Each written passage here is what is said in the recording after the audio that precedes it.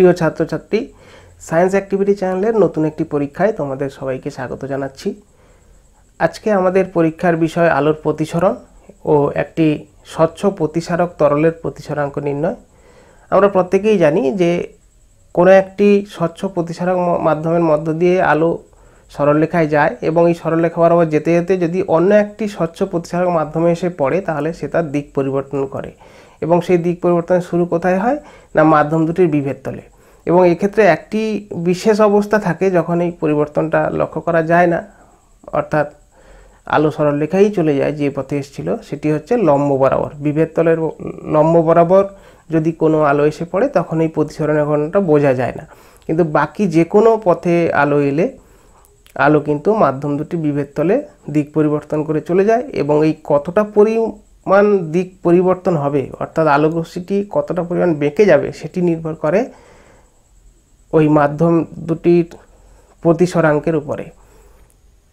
তো আমরা এখানে একটি স্বচ্ছ প্রতিসারক মাধ্যম হিসেবে তরল এবং বায়ু নিয়েছি, অর্থাৎ বায়ুর সাপেক্ষে তরলের প্রতিসরাঙ্ক কিভাবে নির্ণয় করা যায় সেটি হচ্ছে আজকের মূল বিষয়। এখানে আমরা স্বচ্ছ প্রতিসারক তরল হিসেবে জল নিয়েছি, কিন্তু এই পদ্ধতিতে বিভিন্ন রকমের স্বচ্ছ প্রতিসারক মাধ্যম ব্যবহার করে তাদের প্রতিসরাঙ্ক নির্ণয় করা যাবে, যেমন গ্লিসারিন কি স্বচ্ছ কোনো তেল ইত্যাদি। তো এর জন্য আমাদের কি কি লাগবে না, খুব সহজেই এরকম একটা প্লাস্টিকের বাক্স পাওয়া যাবে, বাড়িতে বিভিন্ন খাবারের সঙ্গে আসতে পারে কিংবা বাজারেও পাওয়া যেতে পারে। এর বিকল্প হিসাবে ছোট ছোট কাঁচের টুকরো দিয়ে চারকোণাকার ছোট একটি চারকোণাকার বাক্স বানিয়ে নিয়ে যেতে পারে। আর লাগবে এরকম একটি লেজারের টর্চ। এই বড় টর্চ না একটু দামি হয়, তো এটা সংগ্রহ করতে না পারলে ছোট লেজারের টর্চ বাজারে পাওয়া যায়, সেগুলো ব্যবহার করা যাবে। এবং অবশ্যই একটা বিশেষ সতর্কতা ব্যবহার করতে হবে যে নিজের চোখে এবং অন্য কারোর চোখে যেন এই আলোক রশ্মিটি না পড়ে সেটি দেখতে হবে, তাহলে কিন্তু চোখ নষ্ট হয়ে যেতে পারে। কোনোভাবেই যদি লেজারের রশ্মি বা লেজার টর্চের ব্যবস্থা না করা যায় তাহলে কিন্তু এরকম সুচ দিয়ে এরকম পিন বানিয়ে নিয়ে যেতে পারে। এই সুচগুলো কিন্তু সাবধানে ব্যবহার করতে হবে, অবশ্যই হাতে ফুটে যেন না যায়। তার সঙ্গে লাগবে একটি স্কেল দাগ টানার জন্য এবং কোণ পরিমাপের জন্য একটি চাঁদা লাগবে, আর পেন বা পেন্সিল এবং সাদা একটি কাগজ। এই কয়েকটা জিনিস দিয়েই কিন্তু আজকের পরীক্ষাটি খুব কম সময়ের মধ্যে খুব সহজে করা যায়। তো বেশি দেরি না করে চলো আমরা দেখে নিই পরীক্ষাটি কিভাবে আমরা করব এবং কিভাবে জলের প্রতিসরাঙ্ক আমরা নির্ণয় করতে পারি। প্রথমে স্কেল দিয়ে আমি একটা সরলরেখা টেনে নেব এবং এই সরলরেখার লম্ব আরেকটি সরলরেখা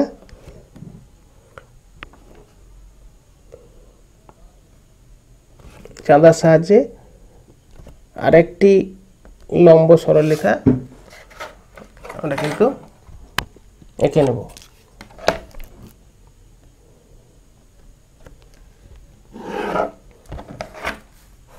এখন এই অবস্থায় যে কোনো একটি দিকে আমরা এই লম্বের সঙ্গে একটি কোণ এঁকে নেব এবং তোমরা যারা পরীক্ষা করবে বিভিন্ন কোণ নিয়েই পরীক্ষা করবে। আমি একটা করে দেখাচ্ছি। এই 30 ডিগ্রি একটি কোণ এঁকে নিলাম, লম্বের সঙ্গে 30 ডিগ্রি একটি কোণ এঁকে নিলাম। এখন এই অবস্থায় আমরা এই যে স্বচ্ছ বাক্সটিকে এমনভাবে বসাবো যাতে এই যে একটি ধার, এই ধারটি এই রেখার সঙ্গে সুন্দরভাবে লেগে থাকে। এবং বুঝতেই পারছো যে এই অবস্থায় যদি আমি ভেতরে অন্য একটা মাধ্যম সৃষ্টি করি এই জল দিয়ে, বেশ কিছুটা জল ঢেলে নেওয়ার পরে, তাহলে এইদিকে হয়ে গেল জলের মাধ্যম আর বাইরে হচ্ছে বায়ু মাধ্যম। তাহলে অবশ্যই এই যে সরলরেখার কথা বলেছিলাম, এই সরলরেখাটি হচ্ছে এই প্লাস্টিকের বাক্স ধার বরাবর যে সরলরেখা, এই বাক্স সরলরেখাটি হয়ে যাবে বিভেদ তল, আর তার যে লম্ব সরলরেখাটি হয়ে যাবে বিভেদ তলের উপরে লম্ব। এবং অবশ্যই এই যে দাগটি টেনেছি এই বরাবর যদি আলো পাঠানোর চেষ্টা করি তাহলে এটি হয়ে যাবে আমাদের আপাতন কোণ, যেটা আমরা এখানে 30 ডিগ্রি এঁকেছি। তোমরা পরীক্ষার সময় বিভিন্ন 30 ডিগ্রি, 40 ডিগ্রি, 50 ডিগ্রি, 60 ডিগ্রি বিভিন্ন কোণে এঁকে নিয়ে পরীক্ষাটি করবে এবং অনেকগুলি মান নেওয়ার চেষ্টা করবে।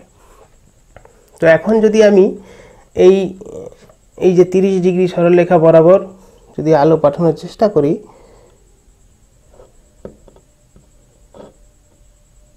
তাহলে তোমরা লক্ষ্য করছো যে এই বিভেদ তলে এসে যেন এই আলোক রশ্মিটি ভেতর দিকে বেঁকে গেছে। এবং আমরা কি করব, খুব সাবধানের সঙ্গে এই বিন্দুতে একটা দাগ দেওয়ার চেষ্টা করব।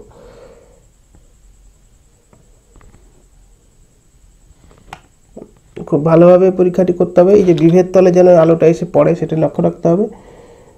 আগে যে দাগটি দিলাম সেই দাগটিতে একটু ত্রুটি থাকলো, এখন ভালো করে দাগটা দিচ্ছি আরেকবার।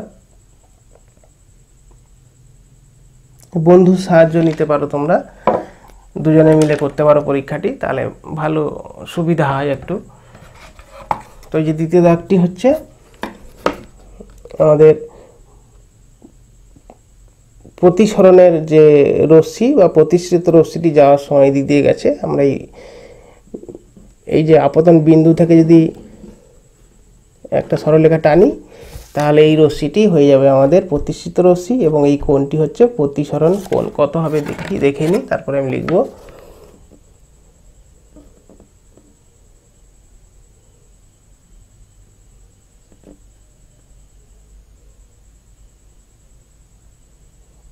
এটা প্রায় 22-23 মাঝামাঝি, সরি 23 ডিগ্রি এরকম। এটা বারবার করতে হবে বিভিন্ন পরীক্ষা। এটা প্রায় 23 ডিগ্রি, একটু কম হবে, 22.5 ডিগ্রি বা 23 ডিগ্রি এরকম একটু দেখতে হবে।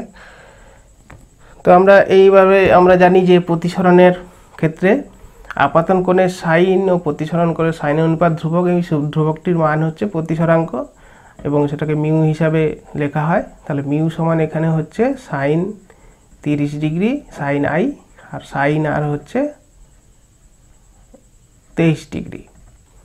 এদের মান যদি নির্ণয় করা যায়, তাহলে সাইন 30 মান তো 0.50 লিখলাম, আর সাইন 23 ডিগ্রির মান হচ্ছে, আমরা ক্যালকুলেটরের সাহায্য নিতে হবে, সাইন 23 ডিগ্রি হচ্ছে 0.39। এবার এদের যদি ভাগ করা যায় 0.5/0.39 সমান হচ্ছে 1.28।